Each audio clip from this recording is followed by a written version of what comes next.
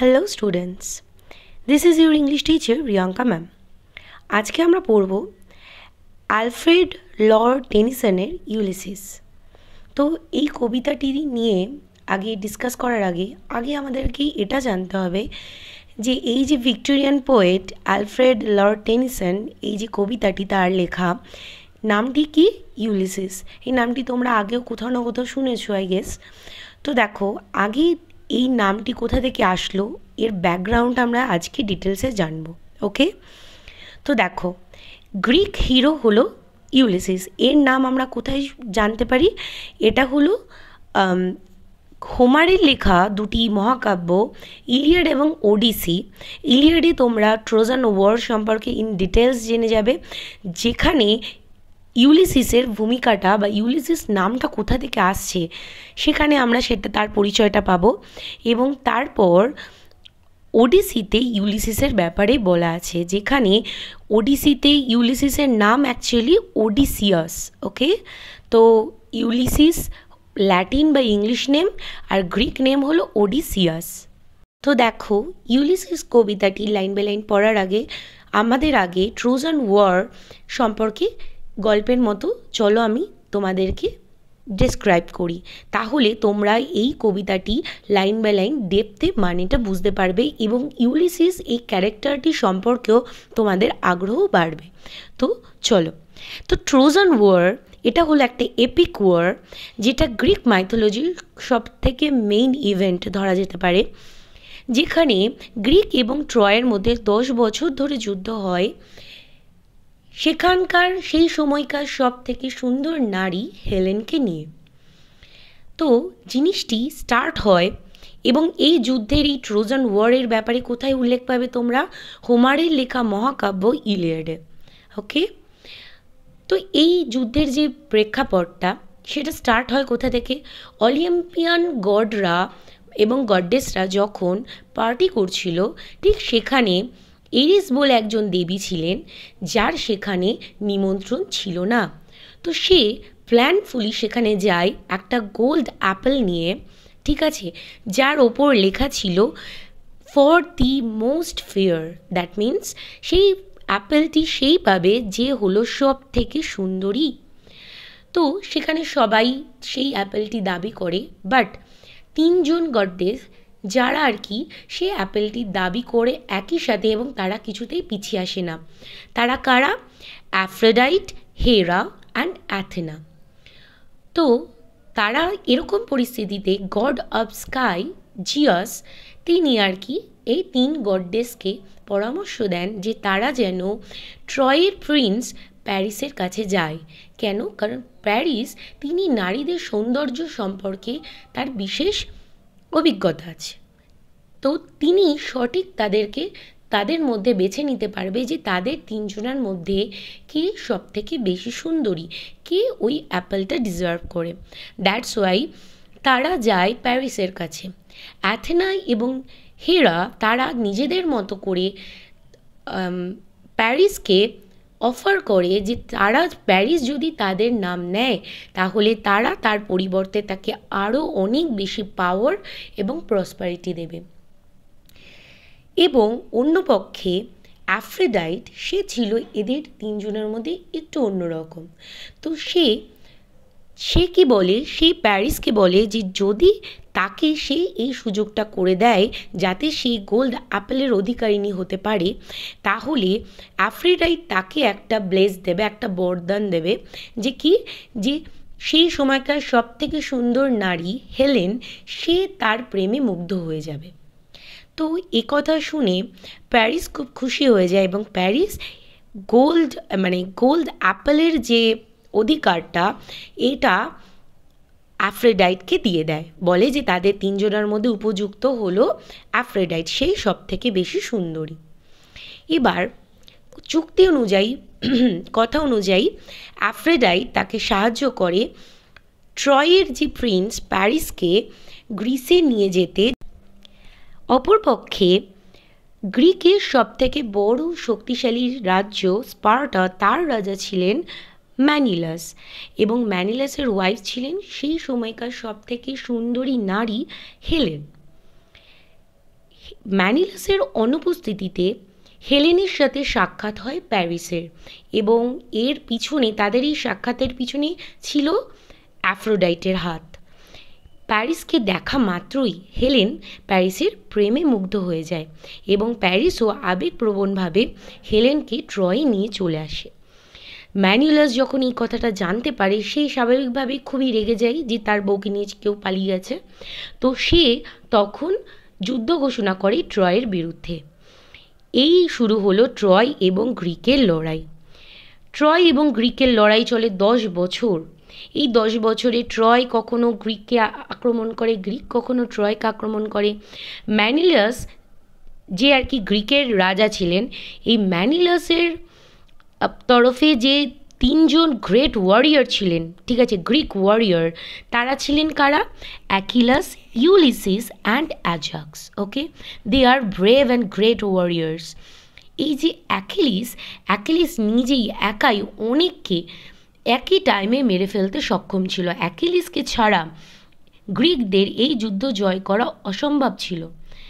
কিন্তু অ্যাকিলিস প্রথম দিকে সে ট্রয়দের বিরুদ্ধে এতটাও আর কি ফেরোসাসলি লড়াই করেনি, সে সেখানে কম আগ্রহ দেখায়। এই জন্য একদিন ঘটনাক্রমে হেক্টর আনইনটেনশনালি সে অ্যাকিলিসের যে বেস্ট ফ্রেন্ড পেট্রোক্লাসকে মেরে ফেলে, এবং তার হত্যার পর, মানে তার অ্যাকিলিসের বেস্ট ফ্রেন্ডের হত্যার পর অ্যাকিলিস খুব ফেরোসাস হয়ে যায়, সে খুবই রেগে যায়। সে ওই রাগের জন্য সে কী করে, সে ট্রয়ের সামনে এসে দাঁড়িয়ে পড়ে। ট্রয়ের যে মহল, যেটা আর কি খুবই শক্তিশালী দেওয়াল দিয়ে ঘেরা ছিল, যেটা মানে অত সহজ ছিল না সেই দেওয়ালকে পার করে ট্রয়ের ভেতরে প্রবেশ করা। তো এই জন্য সে তার বাইরে এসে হেক্টরকে যুদ্ধের জন্য, মানে 1 by 1, ঠিক আছে, তো মানে সে সিঙ্গেল আর কি, তারা একে অপরের সাথে যুদ্ধ করবে, তো তার জন্য যুদ্ধের আহ্বান জানায়। প্যারিস অ্যাকচুয়ালি খুবই যে ব্রেভ ছিল তা নয়, কিন্তু হেক্টর খুবই ব্রেভ ছিল, ঠিক আছে, ব্রেভ প্রিন্স ছিল। তো সে তার আহ্বানে সাড়া দেয় এবং তাদের মধ্যে একটা যুদ্ধ হয়, এবং সেই যুদ্ধে হেক্টর মারা যায়।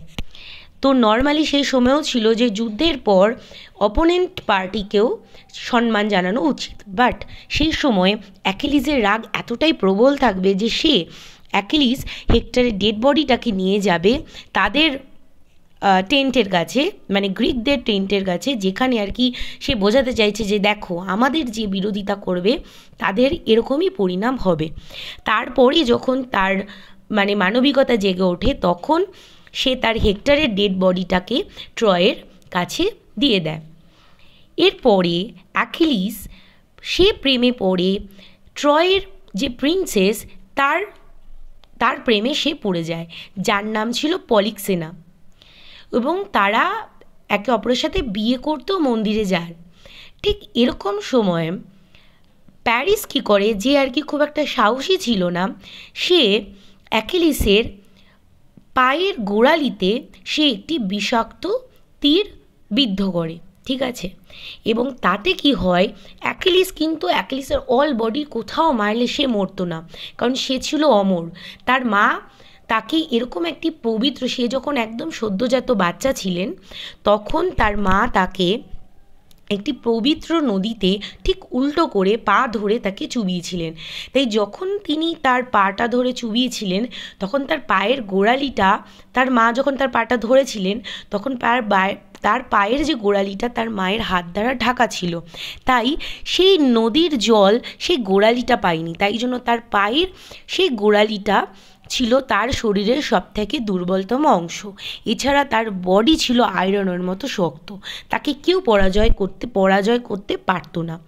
এই জন্য সেই সময় প্যারিস তাকে এইভাবে তীরবিদ্ধ করে হত্যা করে দেয়, এবং কোথাও না কোথাও অ্যাকিলিসকে ছাড়া গ্রিকদের ট্রয়কে হারানো অসম্ভব ছিল, তাই তারা ভেবে বসে যে তারা এই যুদ্ধ জিতে গেছে। এবং অন্যদিকে গ্রিকরা এমন প্রিটেন্ড করে যে তারাও এটা মেনে নিয়েছে যে কোথাও না কোথাও যে তারা হেরে গেছে। তো তারা কি করে, এবং এখানে ইউলিসিস ওই সময় তার মাথায় এটাই চলে যে সে যেভাবেই হোক 10 বছর প্রায় হতে চললো, সে যেভাবেই হোক এইবার যুদ্ধটাকে এন্ড করবে। তো সে তাই তার মাথায় একটি বুদ্ধি আটে। তো তারা একটা বিশাল ধরনের একটা কাঠ দিয়ে একটা স্ট্রাকচার তৈরি করে, যেটা হলো একটা যুদ্ধের যে ঘোড়া, সে একটা বড় একটা ঘোড়ার স্ট্রাকচার তৈরি করে যার ভেতরটা ছিল ফাঁপা। ওকে, তো যখন এবং সেই ফাঁপা যে ঘোড়ার যে স্ট্রাকচারটা, তার মধ্যে লুকিয়ে ছিল ইউলিসিস সহ কিছু গ্রিক সেনা। ঠিক আছে, তো এবং বাকি গ্রিক সেনারা এমন প্রিটেন্ড করে যে তারা হারটা মেনে নিয়েছে এবং তারা ফিরে যাচ্ছে গ্রিকে, তারা ট্রয়ের সীমানা থেকে ফিরে যাচ্ছে। তো ট্রয়রা এটা দেখে তারা আনন্দে উদ্বুদ্ধ হয়ে পড়ে যে ফাইনালি তারা 10 বছর যুদ্ধের পর তারা জিতেছে। এবং সেই যে ঘোড়া স্ট্রাকচারটা দেখে অনেকেই বলেছিল যে এই ঘোড়া স্ট্রাকচারটা ট্রয়ের ভেতরে না প্রবেশ করাতে, এবং কেউ কেউ বলেছিল যে ঠিক আছে এটা ট্রয়ের ভেতরে প্রবেশ করাতে।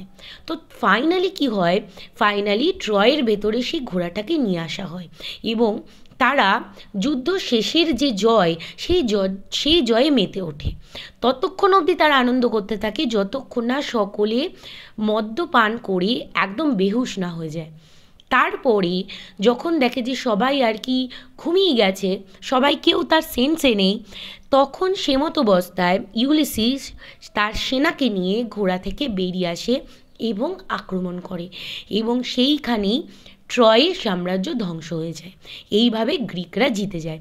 ঠিক আছে, এবং তারপরে ইউলিসিস সে তার সেনাবাহিনীকে নিয়ে, সে তার সঙ্গীদের নিয়ে জাহাজে করে সমুদ্রপথে সে তার বাড়ি ফিরছিল ইথাকাতে।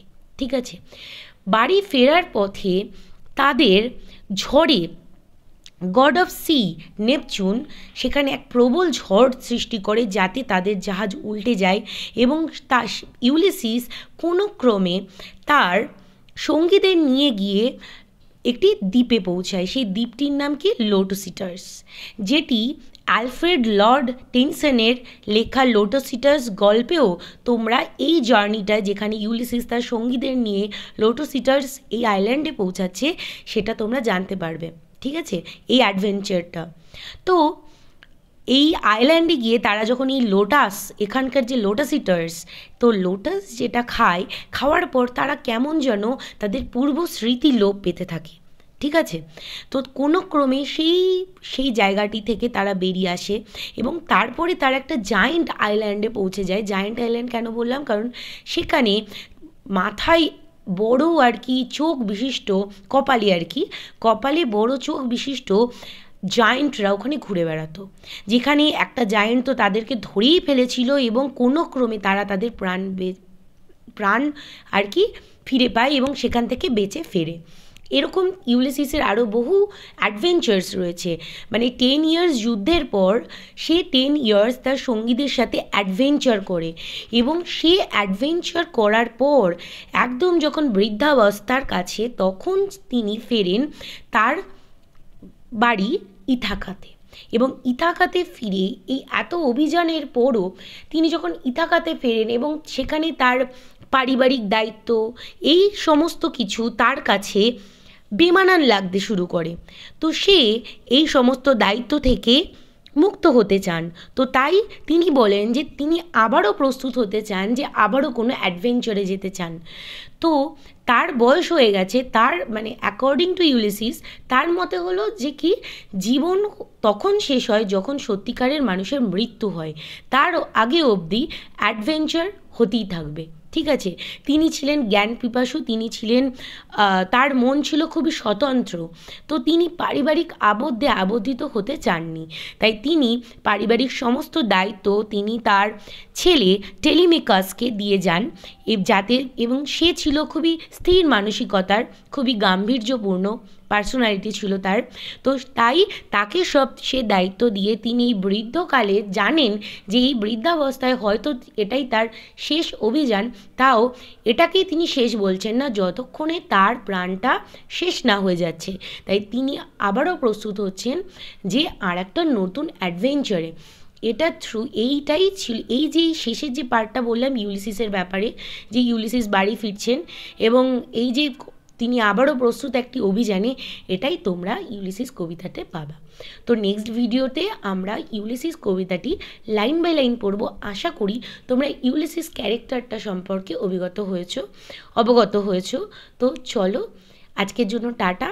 তোমাদের ভিডিওটি ভালো লেগে থাকলে অবশ্যই লাইক এবং শেয়ার করবে, আমার চ্যানেলটি অবশ্যই সাবস্ক্রাইব করবে এবং বেল আইকনটি অবশ্যই প্রেস করবে, যাতে আমার ভিডিও তোমার কাছে সবার আগে পৌঁছায়।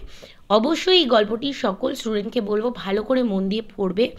যারা কলেজ স্টুডেন্ট তাদের তো খুবই হেল্প হবে, আর যারা স্কুল স্টুডেন্ট তাদের কাছে, যারা 11-এ পড়ছো বা 12-এ পড়ছো, যারা 12-এ পড়ছো বিশেষ করে, তাদেরই তো ইউলিসিস আছে, তো তাদের অবশ্যই বলবো যে এই গল্পটা শুনে নিলে তোমাদের ইউলিসিস কবিতাটি পড়তে গিয়ে অনেক ইন্টারেস্ট বাড়বে। ওকে, তো আজকের জন্য টাটা, সবাই ভালো থেকো।